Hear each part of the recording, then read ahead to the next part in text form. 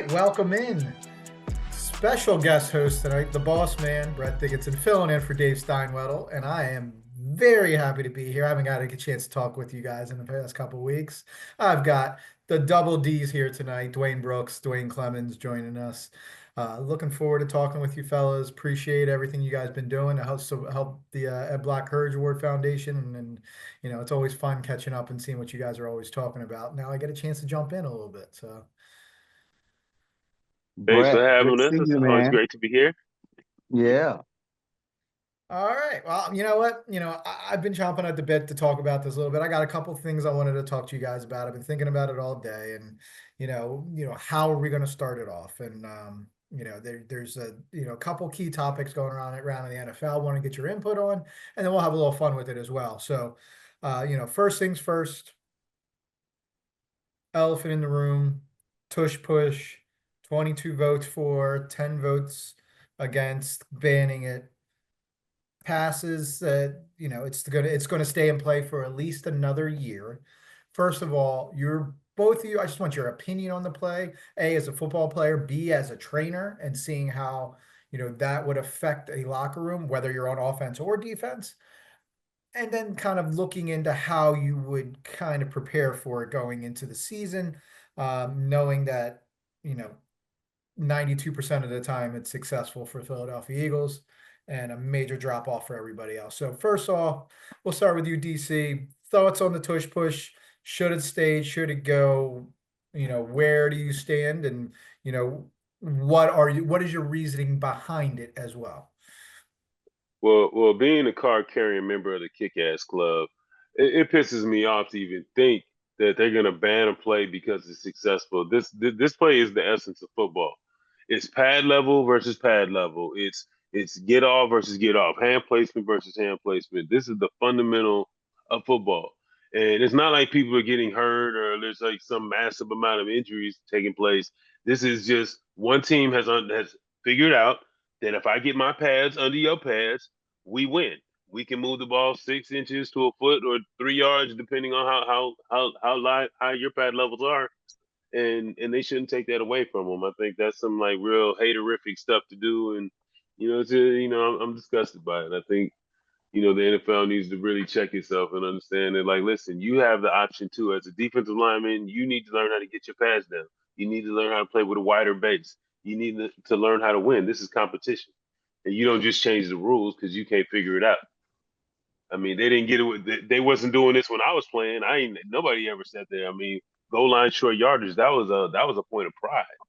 Like the fact that if you can't control the short yardage game, then you don't deserve to be on the D line. But that's when you have real D linemen. The problem is now we got all this edge rusher and tweeners, and you don't have real D linemen that are like, listen, you can play first down, second down, third down, fourth down if you need to. All that's that's when you have real D linemen that can do it all: short yardage, goal line, and pass rush, and never come off the field except for maybe a few snaps. But now we've gotten so light and so focused on the pass that yeah, Philly deserves to win until people start putting some lead back in their pencil and get out there and start playing with some bad intentions on that front.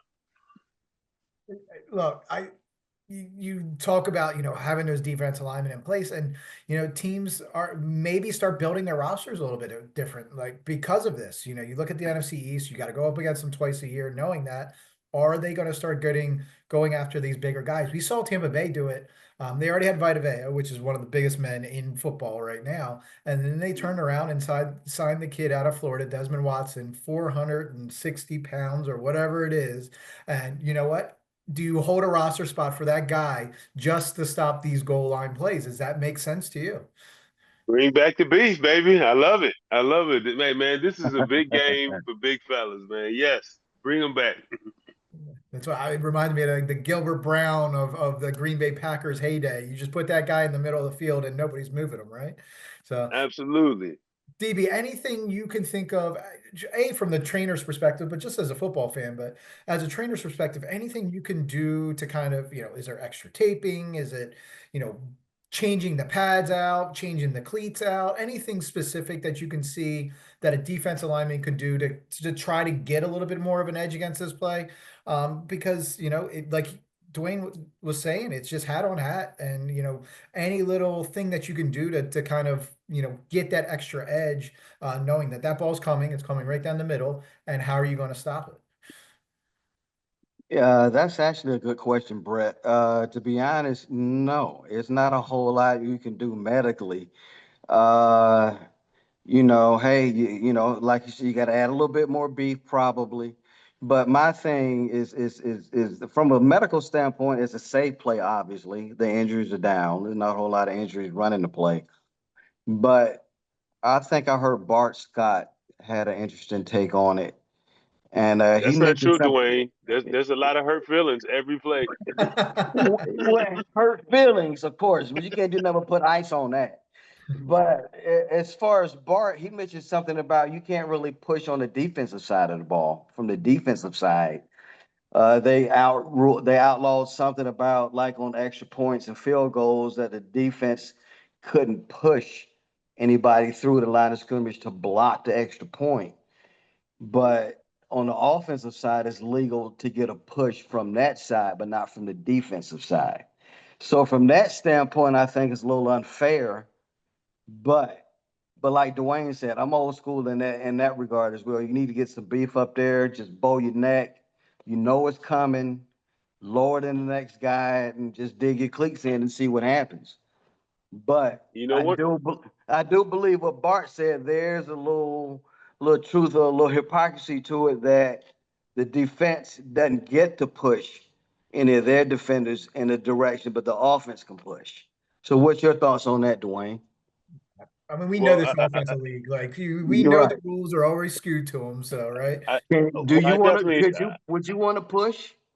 I do. I don't want to be pushed because I see when we played, we understood how to play with so much width in our stance.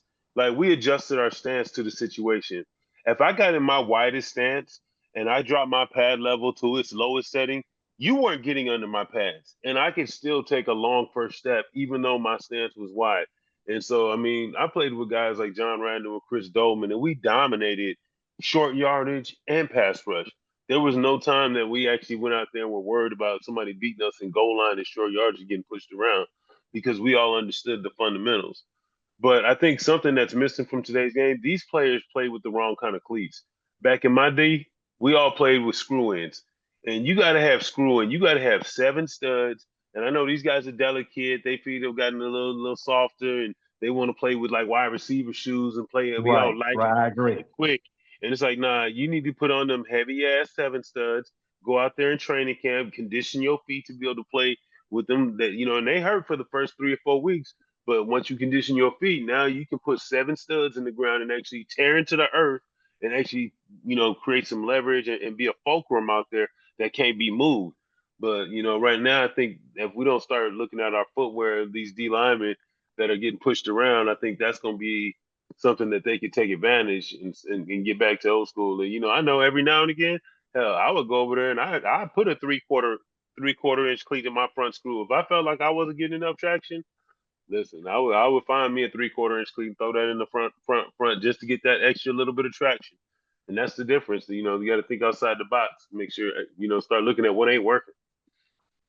Right. And look, Jason Kelsey went and kind of was the calming voice when it came to this heated debate in the NFL, and kind of swung the vote, I guess you would say, and talking about how the plays run, and it's all about technique and getting low, and low man wins, and the stuff you were taught when you start playing football when you're 8, 9, 10 years old.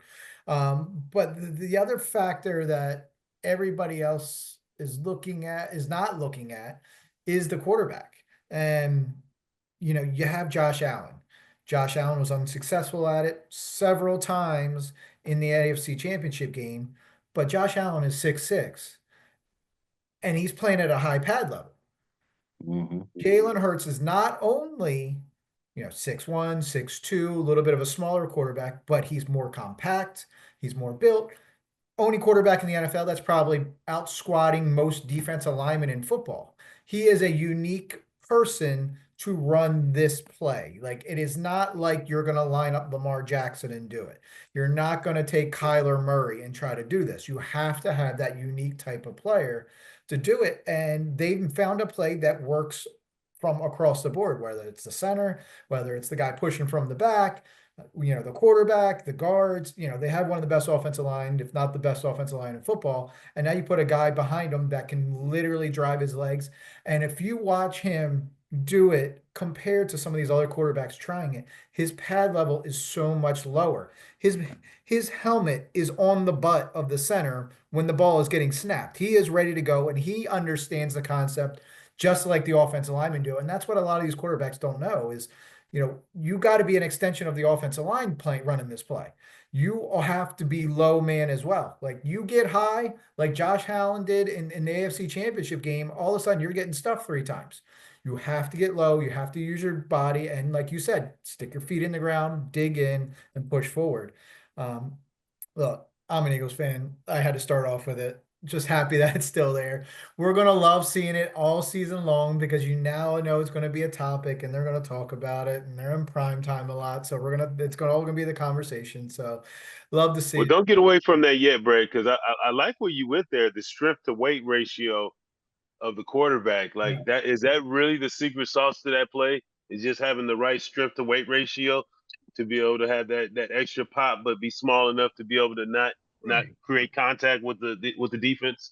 Yeah, I mean, his body, he's able to get lower. Like, he is not Josh Allen. He is not 6'5". He is not 6'6". He's not some of these bigger guys. So when you're talking about offensive linemen getting low, well, that doesn't work if your quarterback doesn't get low as well. And we've seen it happen. Right. Quarterback has to get low as well. He's able to get his pad level down. He's able to drive his legs. And we've seen the squat videos. The guy is a monster when it comes to, weightlifting and building those quads and digging in. So, I mean, he's got strength like an offensive lineman. You utilize that, and they found a way to utilize that to make maybe the most efficient play in football right now, in gaining a yard, gaining 2 yards, getting touchdowns. Ben Johnson was talking about it and said he didn't like the play because you don't see explosive plays out of it.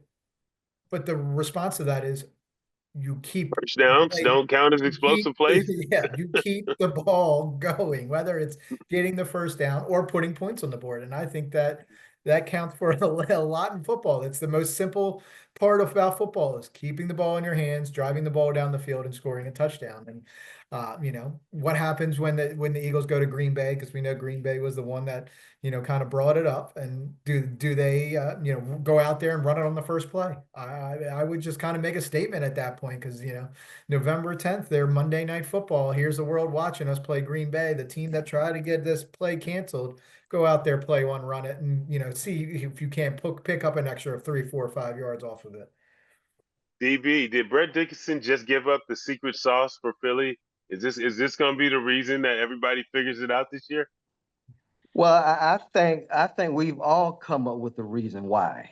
I think your reasons, the mixture with the D line now, the guys aren't the same as they used to be. D linemen wearing poor cleats now. They're not wearing cleats like you used to wear back in the day. You also have to have the correct quarterback. And then also, you also have to realize, and we all realize it, but Philly's offensive line is massive.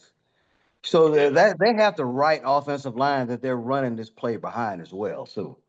So I think, hey, D lineman, change your cleats, get some bigger D linemen in there. Like you said, Brad, if you want to draft some bigger players, like the D tackle out of Florida, what they're doing down in Tampa, hey, they got the quarterback, obviously the right quarterback to do it. He's squatted 500 plus pounds. Hey, I think we've come up with the reason or formula to change that and to stop that play ourselves right here, just us. If anybody can listen, they can probably come up with a formula to stop it. Yeah, I'm not getting into my Please. You, idea. I'm not getting into my ideas on what the defense could do. I'm not putting that out in the world. Just going to say that. We'll talk about that when we get off, but I have some thoughts about it as well. hold Maybe on. stacking defensive linemen and getting somebody that linebacker, we can turn that linebacker position into another defensive lineman, put their hands in the dirt as well. we also forget that now these guys don't practice enough. So I mean, they just don't even get the opportunity to rep out short yardage and goal line. You know, back in my day, you play for Dick Vermeil. It's Saturday morning. You about to get on a plane, and he talking about, hey, let's just go out there and do a couple more short yardage and goal line reps. And we like, dude, we got to play in like 26 hours. Like, but I mean, they don't have the opportunity to go through those kind of practices where you just grind out short yardage and really develop that skill set. So maybe that's something that the NFL might have to look at. We might not have to add some more reps so that guys can actually get good at playing short yardage again. Right. And that's where maybe it goes back to those specialized players. I mean, you're bringing guys that are specific to special teams. You have guys that are gunners, guys that are return men. Do you have that guy this is my goal line guy? I'm going to bring him in specifically for these 10, 15 plays in a game where you got to stop him from getting 1 yard. So it could be, it could turn into, hey, we need to find a big guy. You Fire hydrant. right? You start looking at the, sumo wrestlers or, wherever else you're going to find them. But find some big guys that you can plug in for 10 plays a game. And, you don't have to be, in great condition to finish off 10 plays, obviously still NFL. But, if you're 450 pounds and standing there and you only got to go in 10 plays and stop them from moving the ball 1 yard, I think it could be a trend coming in the future of what we see with these NFL rosters. Well, what about what you said, Brad? We find a super strong but very small guy that's like a knife, and he can just squeeze in there between and like a dart, knock Right. Jalen back. Like those big old linemen, he can get into that like Neo Matrix on them and slide between their pads and get back there. Look, they're going to keep trying. They're going to keep trying. Eventually, somebody's going to stop it. And eventually, it's going to come up with the game plan. And once they do, the entire NFL is going to follow suit and the play is going to die. We don't know when that's going to happen. It could die next year when they vote on it. But, if they keep this thing going, it's somebody, there's too many great minds in the NFL, defensive coordinators that are going to, keep playing around with it to figure out how to stop it. But until then, man up. And I think that's what the Eagles' motto is man up. If everybody could do it, they do it, and not everybody can do it. So they've got all the correct pieces in place to make the play successful. And now it comes up to the defense of finding the pieces to counteract it. So Do you think they could have done it to that old school Reggie White D-line back in the day from Philly? I don't think Reggie White would have been picking people up and throwing them over top of the one. Like I watched it all. Like Reggie White, Jerome Brown, those guys were the guys you just didn't mess with. Those guys not only would have picked the quarterback up, but he would have thrown 5 yards in the backfield, and now all of a sudden you're out of a starting quarterback. So you would have canceled tush push. They would have. right, no more, no more. Right. Randall wouldn't have lasted in Philly as long as he did with going up against guys like that. So. All right, look, we talk about, some rule changes. The other one that kind of came down, and I think this is a little bit bigger news than it's getting talked about because it is down the road when it's going to go into effect. But starting 2028, NFL players can play flag football in the Olympics. Now, I have two thoughts about this. A, that sounds amazing. Way to grow the game. You get to see this worldwide and you get to see some of the best star players. But the Summer Olympics happen to be right in the middle of training camp. And now you're taking away from key time to see what your player does in training camp. Want to make sure they're at health. I know DB, I know you were going to talk about it a little bit about what that means, seeing them getting conditioned and working with them on that and getting them ready for a football season when, luckily the first one is going to be in LA. So it's not like they're across the world, but 2032, I don't even know where it is. It's in some foreign country that now they're all the way across the world. You can't go check in on them. They're working on different time zones. And now you're trying to bring them back and acclimate them really quickly to get ready for an NFL season when they're out there without pads on for the summer. So DB, start us off talking about, what kind of logistics you're looking at with, some of these star players. They go play flag football. Now they're out of training camp. What's it going to take to get that player back up to speed, knowing the NFL season is coming right up the ramp right after the Olympics are over? Well, for me, my major concern would be just from a health standpoint, just making sure that whatever you're doing as far as the training for the flag football, that you don't injure yourself with your real job. So whoever's going to cover that flag football team, they have to have experience. They have to know what they're doing, and they more than likely will have some sort of NFL background. I don't know who's going to be the athletic trainer for the flag football team for the Olympic team. Sounds like a cool job, actually. Right, first of all, I got to That sounds like a put cool the name out job. there for it. But as far as, going from training for the flag football event to training for normal football time during, for training camp and stuff like that, I don't think it'll be that much of a difference because usually during the time, like usually around, I'd say late May, early June, there's usually mini camps, OTAs, and things like that going on. So it's not a whole lot of pad wearing during that time anyway. So I Training wouldn't camp is imagine. flag football. Well, I was just about to say, so I can imagine the training wouldn't be that much different because you're pretty much going to be doing what you're doing pretty much during that time of year anyway. It's just going to be competition. It's just going to be flags, things like it's probably mini camp and training camp is probably a little bit more harder than playing flag football.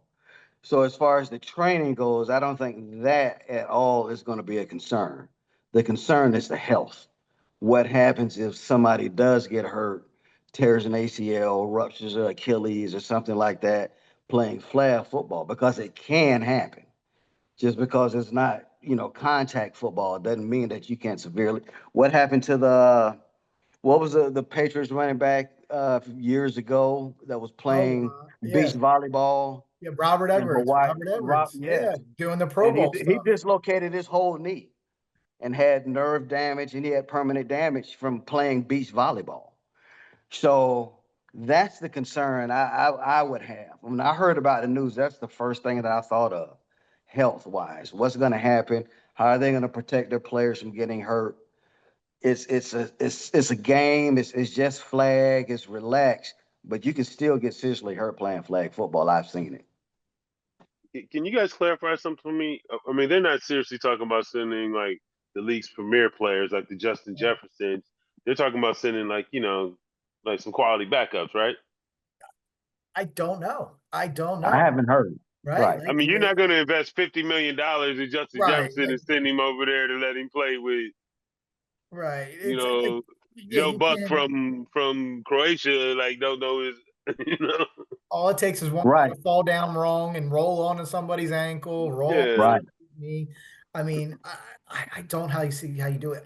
I think it might be a better opportunity for some of these guys that are like recently retired or getting ready to step away from the game, and that's maybe like their final hurrah. Like, guys that are maybe mid 30s, that are still premier players, when it looks at the world stage, but guys that are kind of closer to the end of their career, and maybe that's the way they step away and say, "Hey, I'm going to go be the flag football ambassador." And but like, like sort of like what you're saying, like that, and what DB, what you said is, just that's a season changing injury. If Justin Jefferson or Lamar Jackson or whoever's out there that is one of these star players, because there's only, I mean, it's 7 versus 7, you I think. definitely not sending a quarterback over there, are you?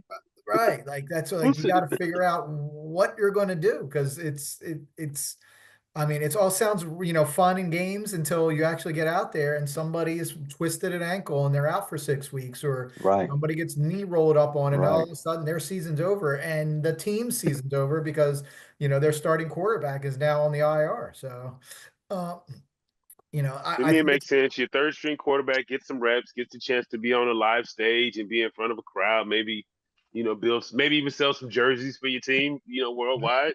right. But why would Right. you send your first or second string? That just don't make no sense. Right. I think it's, and look, I coach flag football. My son's 8. We had a great season, made the playoffs, everything, but I mean, it is intense. Like you do see it even with the young kids that, there's not tackling, but there is a lot going on. And I mean, you're talking about the cuts that these kids are making. And you're talking about 8-year-olds. We're not even talking about NFL players where kids are slipping inside and everywhere. And we see what happens. One bad cut and all of a sudden the knee's gone, and the next 8 months of your life, you're sitting in with DB trying to get you back on the field. So, I agree. Like, I think it's a fun idea.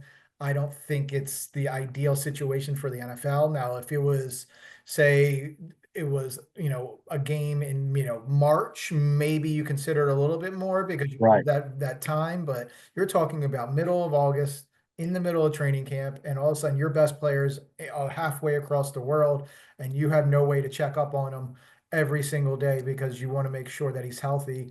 What do you do? Like, it's just you're at the mercy of it. But we got 4 years to figure it out. And while we're figuring it out, we're going to figure it out right now. So what I want to do to lead into this is we're going to go round robin, draft, and we're going to pick our ideal flag football team for the NFL. So we're going to go, Uh-oh. so we're going to Oh. Five go positions. How many positions? quarterback, center, which is also an extension of the pass game. So a center is kind of like a tight end, Gotcha. 2 wide receivers, a running back, and 2 defensive players. So let me get a pen out too while I'm at it. I guess I should keep track of this. I should have been prepared. Let me get a pen out. But we're gonna go round robin. I'll let who's older, Duane or Duane? Which one's older? You get the I'm first. older. All right, I'm an old Duane, man. start us off. Well, I'm gonna go center, right? My center actually is gonna be Wally Williams. Okay. Oh, Okay. He's an oh, so we're NFL doing vet. it. So we're doing He's it in not the in the history of game the NFL. anymore. He's not in the game Whoever you anymore. want. You pick whoever you want. And you're putting look, Duane, just so you know, you're putting Wally out there to go catch passes as well. So you might That's know right. certain. He's athletic enough. He could do it. He could punt. He could do all of that stuff. Okay, He's going to be my center. so he's That's your my starting utility center. player as well, is what you're saying. He's doing all the special Yes. team stuff. All right. Yes. All right. Yes. Duane, go ahead. You're up. First pick. Well, I'm gonna start with quarterback. So I'm gonna go with the GOAT, Tom Brady. There you go. There you go. I can't Wow. go wrong. And look, and I see where you're going with there. Greatest player of all time. He's going to get everybody ready. Everybody's going to know the plays. But for my quarterback, I want a little bit more athleticism. And if I'm picking one player in NFL history to be my flag football quarterback, I think the guy is probably the most talented player to ever play football. Not saying he's the best, but when it comes down to sheer talent wise, 4.3 40, throws the ball on a dime with a flick of a wrist, 70 yards down the field. Michael Vick. It's Michael Vick. I Michael Oh was Vick. thinking the snap! same thing. Michael Vick. You're telling me that guy is not going to, over surmount everybody else when it comes to playing flag football. The smoothest throwing motion, gets it out quick, and ain't nobody catching him once he gets out on the outside. So I think Michael Vick is probably my ideal flag football player for many reasons, because you can also turn around and, now granted you're not tackling, but you can turn around and put him on defense as well, because you only got so many roster spots. You don't fill out a whole defense. So some of those offensive guys are going to have to play some defense. So I'm going to go Oh Michael yeah. Vick, turns into my quarterback, maybe my safety or my corner on defense as well. Oh, I messed Hmm. up. Hmm. All right, Yeah, I Dwayne. thought Pick Brady two. was good until I heard Now Vick. we got 2 wide receivers, quarterback, running back, center, and then 2 defensive players. So you're down your center. Who's up next?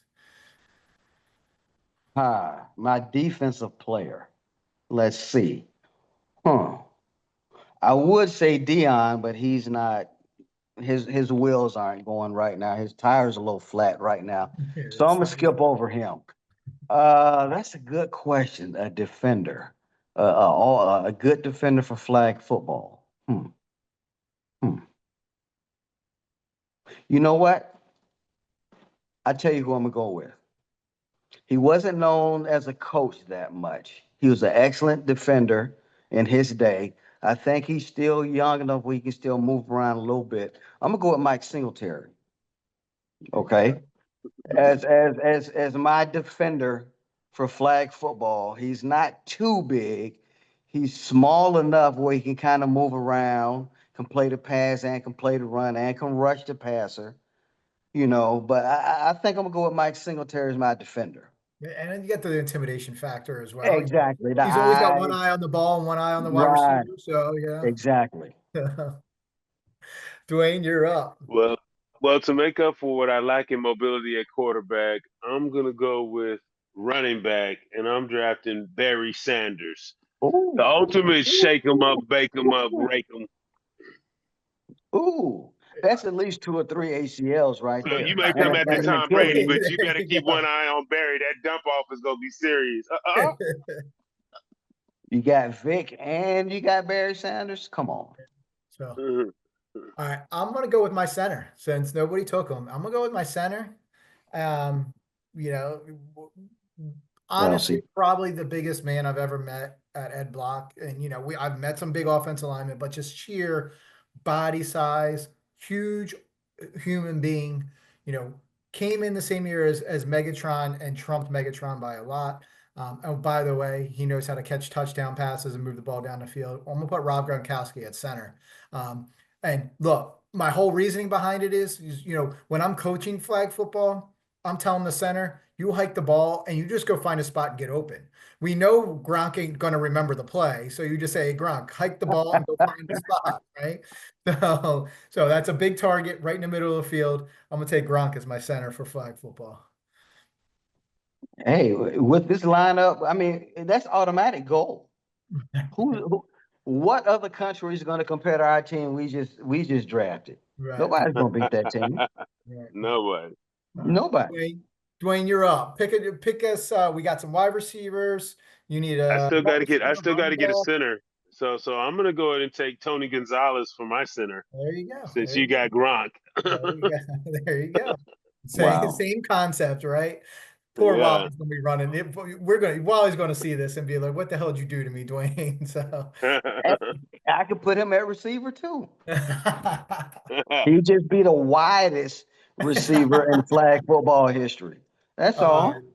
DB, you're up. Give us what do you got left? You got quarterback, you got running back, some wide receivers, and another defensive player. Who are you looking at? Okay, wideouts. Let's see. A good wideout, a good flag football wideout. If he still has it, I like Andre Reed out there. Okay. Old school possession receiver from Move the Buffalo. chains. Yeah. Yeah, he can move the chains, keep it going a little bit.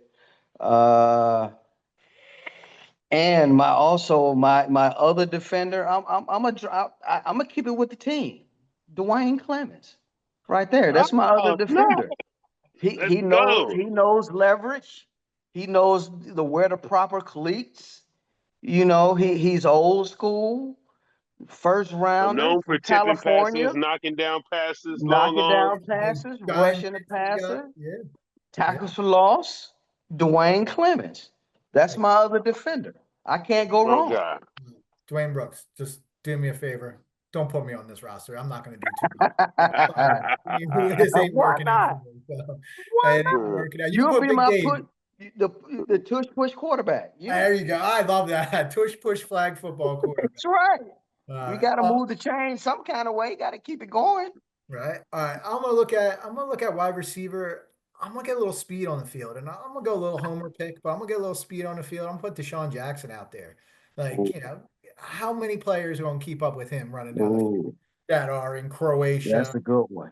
Egypt, and whatever other country? There's not too many people on earth that get as fast as he is as quickly. And we've seen what he can do once you get the ball in his hands. Saw what he did against the Giants and the Miracle of the Meadowlands too. So Deshaun Jackson, he turns into my special team player, and he's my deep threat wide receiver guy that can stretch the flag football defense. DC. Well, I hate to drop the mic on you guys, but you guys missed the obvious best threat in the NFL right now. I'm taking Travis Hunter. Oh, Boom. there it is. There it is. He just got corner and wide receiver Mm. locked in. And now he gets an extra. So you could use him as wide receiver, as your wide receiver. And then all of a sudden you still got an extra defensive player. So I love the strategy. So I Yes. love the strategy. I mean, DB almost went for it, but Dion's got half a foot left. So I think that makes a lot of sense. So Right, exactly. all right, DB, Exactly. give us start filling out your roster. You need running back, you got quarterback, and some wide receiver. Well, you know, from a running back standpoint, Duane went shifty with Barry Sanders with the cuts and all that. I'm gonna go old school. I'm gonna go big back. I'm gonna go Franco Harris. Old school. Move the pile. Hard runner. Hard nosed Pittsburgh. Back in the day, the Rocky Bly was blocking for him, but he was smaller than Franco was. So I'm gonna take Franco as my running back. Okay. My quarterback, Brett. I hate to bite, but I love the Vic pick too. I love the Vic Uh, pick too. Ideal fantasy player. I don't think you can go wrong with Vic at all. Being the flag football quarterback. Uh, what else do I need? I need a center.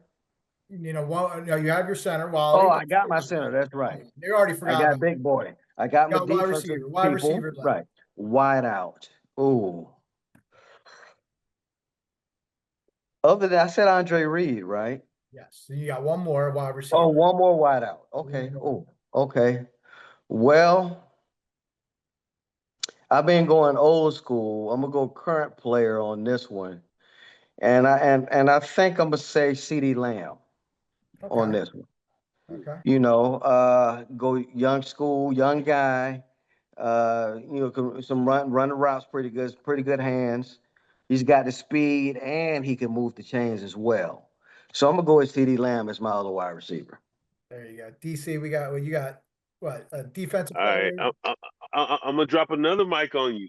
Uh-oh. Charles Woodson, Oh my another Ooh, God, he two-way figured player. out the ooh, strategy and he took it Oh, from me. ooh.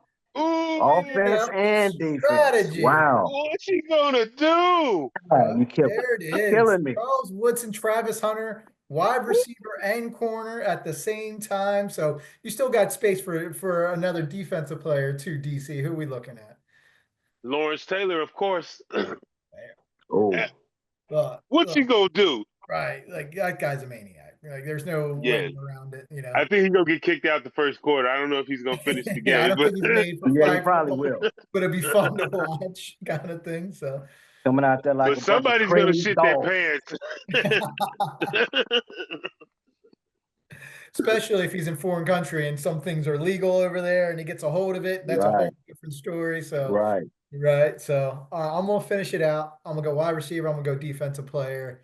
Um, I got my other wide receiver. So I got Deshaun Jackson. He's my speed guy. Now I need a guy that's going to move the chains. But like we talked about, and what you DC, what you've been doing, looking at those guys got a little versatility. Julian Edelman, Ah, smaller guy, quicker guy, can Well, move the chains. But not only that, he played defense for Bill Belichick yes. and played quarterback Quarterback in in college, right? college. So now you're talking about a guy that now you get some trick plays going, and now you have Julian Edelman kind of moving around and doing all that kind of stuff. So I think he's wiggle, the wiggle. gadget player you need in your flag football team where he's playing three, four different positions. And then finish it off. I'm going to go with my defensive player. Um, you know, I, Dave knows that I have this argument all the time on who the greatest safety of all time is, and I'm not going to pick my guy for this because I'm going to avoid being a homer twice. So I'm going to say the guy that I think is the second best safety of all time, and Ed Reed, because all he's going to do is just stand back there and wait for you to throw the ball deep. And what does he do when he gets the ball in his hands? Scores touchdown. So takes it the other way. So that's how we were going to finish it off. So we got um, some pretty interesting names floating out there. What are you thinking, DB? So if you had to choose your number one safety, would it be Dawkins? Of course, it's Brian Dawkins. I've got the Okay. guy. He's You plastered all can't be mad at that though. You can't he's be mad at plastered all Dawkins over the either. ed block office. I got him hanging out behind me, looking over my shoulder at my desk. If you're an Eagles fan Hey, and you watch them from 1999 to 2015 and your favorite player is not Brian Dawkins, then you're not really an Eagles fan. So I think every true Eagles fan has that Brian Dawkins jersey hanging up in their closet. So that's a homer is it pick a for me. we had this debate a lot. I have it with a lot of people, and I throw out the facts a little bit and say, Brian did this, Brian did that, and he had the longevity and was an all pro for two different teams, and only guy with 25, 25, and 25, just kind of go down the list of things and it starts adding up a little bit. But when then I realized that I want to make that argument, it hurts my argument when I talk about Michael Jordan over LeBron James, because you're looking at longevity versus impact, and you know, it's Brian Dawkins is my favorite player. I'm always going to say he's the best safety of all time, but Ed Reed is the guy that I want on my flag football team, because I know what he's going to do in that back of that defensive backfield, and what he's going to do with the ball once he intercepts it as well. And probably nobody better in the NFL than doing that, of bringing it back, than Ed Reed. So that's the guy you put back there as your safety net, and don't let him get past your defense. So How crazy is it that Randy Moss and Ronnie Lott didn't make the team? Gary Rice, Jim Wow. Brown. BB's No Randy Moss. BB's already traded Wally for Jerry Rice. So Wally would lock him down. He would lock Rice down. Who's gonna lock down Randy Moss? Isn't Randy Moss gonna be the greatest flag football player of all time? Probably. Yes, probably. I mean, We all dropped the what are you ball, gonna do? He's gonna out jump you. He's gonna outrun you, and he's gonna out. I mean, he's 6'4". We're gonna talk trash too. We're gonna talk trash better than everybody. anybody. Too. So hey, I got Gronk in the middle, and nobody's covering him. There's nobody out in middle of Spain that is going to be covering Gronk. So that's how we're moving the ball down the field. And then all of a sudden we're going to do a little trick play where Gronk's throwing the hook and ladder to Julian Edelman, who's then tossing it to Deshaun Jackson down the field. So I've got this playbook, so I can make it work with what I got. So I think we'll be successful. But yeah, we definitely missed a lot there. That was maybe Wally here to kind of rein us back in a little bit and say, hey, what about Jim Brown and Jerry Rice and Randy Moss and T.O. and all these guys that we just completely whiffed on. So I just appreciate D Brooks drafted from the heart, man. That's my brother right there. That's right. That's right. Hey, people that I know can grind, that I know we're going to get results from. Right. And you know what? If I can't win straight up, I'm going to cheat for you, D Brooks. You know that. If you ain't cheating, you ain't trying. I'll ball punch. I got it. That's right. We're coming out with a victory. Right. That's right. By any means. It ain't all about talent. It's about what's your tenacity. Grimy. You got to be grimy. And you got to be intimidating too, right?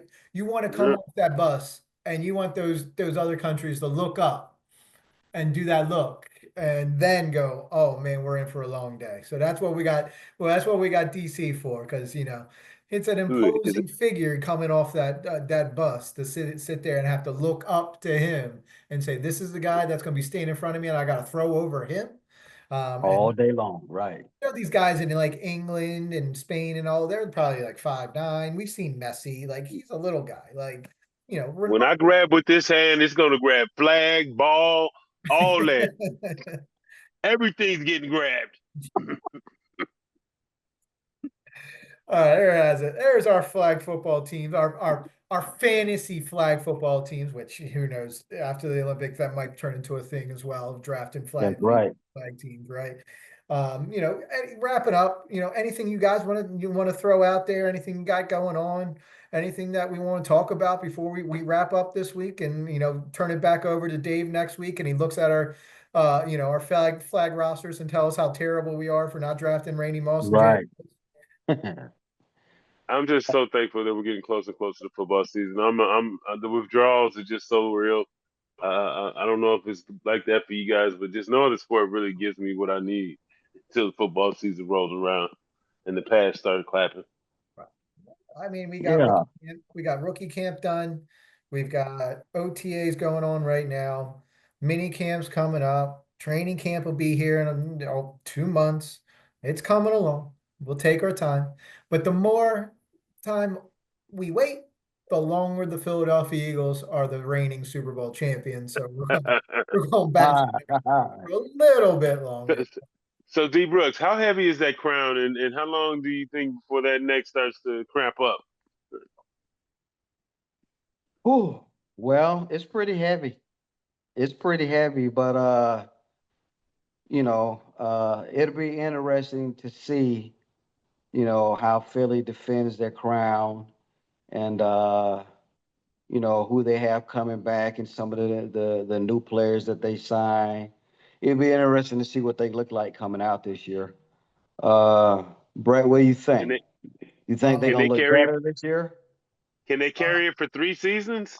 I don't think so. I mean, we saw it. Like we saw it this year. Like if any team was going to do it, it was that team that's been there 3 of the past 4 years, 4 of the past 5, and I think that is just. I mean, I don't think we'll ever see that in the NFL. 3 straight Super Bowls. No. So much. It's so difficult to get there. There's so many X factors. You know, day one, day one, Saquon Barkley and Jalen Hurts can go out, and all of a sudden your season's over. So it's just kind of the way the world is in the football. But uh, I feel good. When they started losing all the free agents, and everybody once free agency started, and they're all signing these big contracts and leaving Philly. Everybody was kind of pins and needles. But I think they've done a really good job of kind of filling a lot of those holes. Really like their draft. And not even the top end of the draft. Love Jihad Campbell draft pick, but I really like the back end where they kind of loaded up on some young offensive linemen and try to build out that depth on that offensive line. It's kind of grooming that next generation. Even if these guys are career backups, it gives you that depth that they need because that is your key to your team is that offensive line and that defensive line. You don't have those depth in those spots. They're not going to be as successful as they were last year. So I like what they did there. Um, I think it's gonna be a dogfight. I mean, Washington's really good. Dallas may bounce back, but they get to watch the Super Bowl banner being raised in Philly week 1. So I think that was a nice little touch by the NFL to kind of rub it in a little bit. I wonder if there was the phone call to Jeffrey Lurie and said, "Well, who do you want to play week 1?" And they is that Dallas conversation? Is that how it went? I don't know, but I feel like it could have been a backroom conversation. But Detroit's still gonna come back. San Francisco could bounce back. They had a lot of injuries last year. NFC is a tough road. All Hmm. 4 teams in the NFC North, any one of them could easily make the playoffs. If JJ McCarthy comes out and lights it up, Minnesota's got Justin Jefferson, Jordan Addison, and a great defense. Green Bay made the playoffs last year. Detroit, one of the best teams in football last year. Bears made vast improvements, especially to their offensive line. So, it's going to be a crapshoot. I'm not going to put predictions out there. We'll wait till we get a little closer. I'll throw out some numbers. I feel, I've said this every year for the past 20 years of my life, but cautiously optimistic about the Eagles. And we're going to stick with that and we'll just see how it goes and plays out. Tough schedule, tough, conference, and who knows? Well, it'll be Right. fun. That's all that matters. I got two names for you: Debo Samuels and Scary Terry. Right. That's Is it making you lose sleep?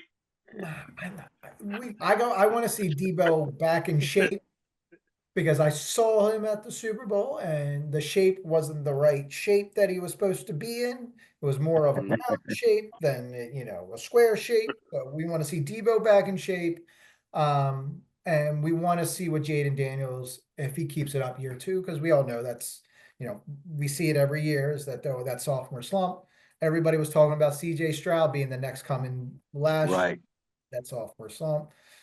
Um, George Pickens scares me. Not, I think he's a great player can make big plays. He scares me more of what he's going to do to Quinyon Mitchell and Cooper DeJean when he doesn't get the ball and he's fighting him 15, 20, 30 yards down the field.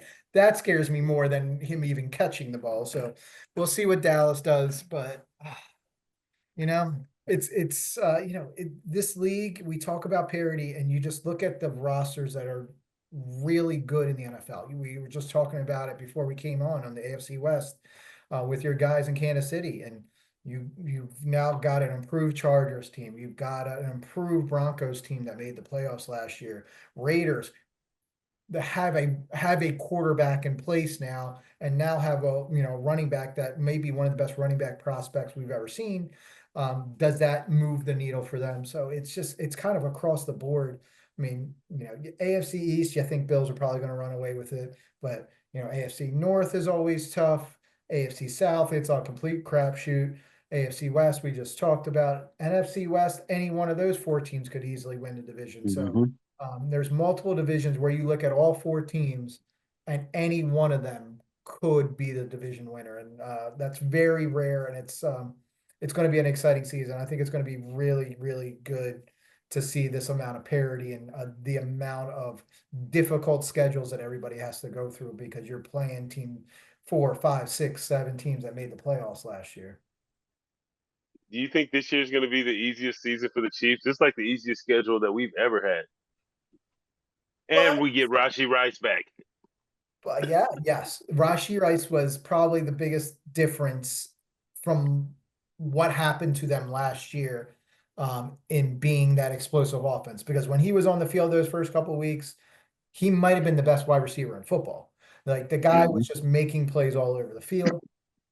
You get him back at full strength, not in trouble off the field, and the team's going to be dangerous again. And we know Kansas City's going to be up there, one of the top, if not the top teams in the AFC again. We talk about the fatigue and looking at them, but they are just a well-run organization that, the Eagles gave them a head coach to, kind of put him in place to win multiple Super Bowls. So, Thank you. yeah. So, now Kansas City's always dangerous. But that Harbaugh, there's always that talk of that Harbaugh jump year 2 in the system with Harbaugh. They added Najee Harris and a stud running back in the draft, beefed up their offensive line, ground and pound, try to beat up on people. I think it could be a dangerous situation there for Kansas City going against Los Angeles. It's too early. It's too early. I don't know. I got to see how training camp plays out and see who's standing when the season starts, because we know there's going to be a big injury here or there that's going to affect the fates of 2 or 3 teams because that guy is out. So, DB, what's going to happen with New Orleans, man? I know with the Carr announcement, that had to be just gut punch. Well, to the fans around here, not really. Most of the fans, no, they weren't feeling him. So Okay. I think the majority of the fans here are more excited about seeing what the future is for Shuck or Rattler versus Carr coming back. Gotcha. So I mean, that's just based on just me being around and just listening to people and then just talking to people around town. Not a whole lot of people are Derek Carr fans around here. So they're actually excited that he's gone. Not from an injury standpoint, not happy that he's injured, but they're happy that he's not around anymore. Believe it or All not. about the youth, huh? Yes. Yes, I guess so. if it I mean, goes I south, think they're looking at everything. They're looking at, when he was with the Raiders and he didn't do a whole lot there. And, he was brought here by Dennis Allen, who was the previous head coach, who was at the time, back in the day, the head coach with the Raiders. I'm not sure. No, I don't think he drafted Carr, but he did coach him. So he's responsible for bringing Carr here. A lot of people thought he wasn't a good fit from the beginning. That's not my opinion, but but there's that's one thing just, that if it all goes south, yes. the quarterbacks don't pan out, bad season for New Orleans, you have Who? this really Arch. fun story that could be floating out there that, Yes. granddad's team is all Yes. of a sudden grandson's team in Arch. Yes. If they get that first pick in the draft because they don't, their quarterbacks don't pan out, the team just, kind of goes down. It could be a fun story and a fun situation looking in the draft. That's definitely something I'm hearing too, because Oh, wow. that would be crazy if Arch Manning's son got drafted by the Saints. The city would lose their mind because he was a high school hero here. He Really? played at Newman High School, same high school where his uncles played. So Norman's a pretty, well-known high school in this area. He dominated there. Texas, he's balling out. He's going to get a start this year. So I've actually heard that from a lot of people. They love to see Arch Manning come here and be the quarterback if he gets drafted here. That will be a huge story. That would be crazy. Right? And who knows? Maybe that was the plan all along. That's why they Yes. taking the quarterbacks in the first round. And you always hope for the best, but maybe they kind of let reality settle in a little bit and realize, hey, maybe this is the reset year. That quarterback Yeah. draft class next year is, maybe one of the better classes we've seen in the past decade. Maybe that's what they're focused on, and just kind of resetting the roster, new coach, just trying to figure all the pieces out, and an older roster with a lot of cap hits. So Right. so Exactly. You never know, but that's interesting you bring that up, Brett, because actually people are talking about it already. Right. So it'll be interesting to see how that plays So out. they're looking forward to losing so bad they can get the number one pick. Yeah, who knows? Right. Exactly. they're Exactly. they're going to be booing God the bless offense them. when it scores touchdowns. Is apparently what's going down in New Orleans. I wish we could play y'all a couple times. We'll get a couple W's. We Well, gave bless you. Kansas City one last year, I believe. Or was it the year before? Yeah, it was the year before. I don't think we played you last year. But hey, we'll take them anywhere we can get them. All right, fellas. Well, I think we put in a good night's work. We appreciate you. Certainly, the foundation is, indebted to you forever for helping us out, and kind of helping us build this podcast and build our awareness and letting people know about the Ed Black Courage Award Foundation, what we're doing to help abused children. A little house cleaning. We will have our next online auction coming up for anybody listening, June 8th to the 10th. It's our Father's Day auction. We do it then to make sure we get all the items out. I've already got it organized. We know what items are in there, highlighted by a Jaden Daniels game issue jersey autographed. So it's going to be a really good auction. It's really really getting into our core of our inventory with some of the big names and big star players that we're auctioning off to raise money to help the kids. So definitely check that out. That's bigpal.net/25 fathers. We'll see you next week. Dave will be back taking over. I'm sure you guys can talk all the shit you want about how I talked about the Eagles, and how I said that Brian Dawkins greatest safety, but I'm gonna let you guys do your thing, and I enjoy listening every week, and I appreciate you letting me come on and join in and kind of lead the show today, just to get the feel back for it, because I used to do this stuff a while ago and I kind of took it a step back. But it is nice to kind of catch up with everybody and just talk football. So looking forward to hearing from you guys next week and see what's going on. BD, All right, man, well, miss appreciate you, y'all. man. Glad we was able to chop it up with you this evening. All right, I'll talk to you, fellas. That's it for the Courage Cast. Check it out every week. Recording every Thursday night, up on Fridays and Saturday mornings. And make sure you listen on all your, podcast apps, iHeartRadio, Apple Play, whatever kind of place you find your podcast, we're there. So definitely check us out. Appreciate you, and have another good